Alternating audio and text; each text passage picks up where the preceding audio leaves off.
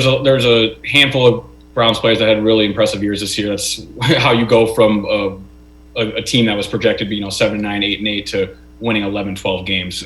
The guys I've mentioned before, Wyatt Teller, he came out of nowhere to now be one of the best guards in football. But some guys I want to dig into deeper here that I think deserve some naming. Let's start with Rashard Higgins. He had a PFF grade of 73 this year. This is a guy who really has been an afterthought throughout this organization each year, from regime to regime, just not being able to find a spot. This year, he's barely brought back. He's not active for the first 3 or 4 games of the season. And then just by necessity, just by injury, he steps in and becomes one of this team's leading receivers, one of the most clutch receivers on this team.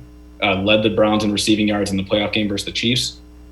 And believe it or not, his DVOA score, which is a stat from Football Outsiders that I really lean on, I've talked about before on the show, he's the 3rd overall receiver in DVOA, just across the board. He's in the top 10. And it's not, and look, that sounds like, okay, that's got to be an outlier.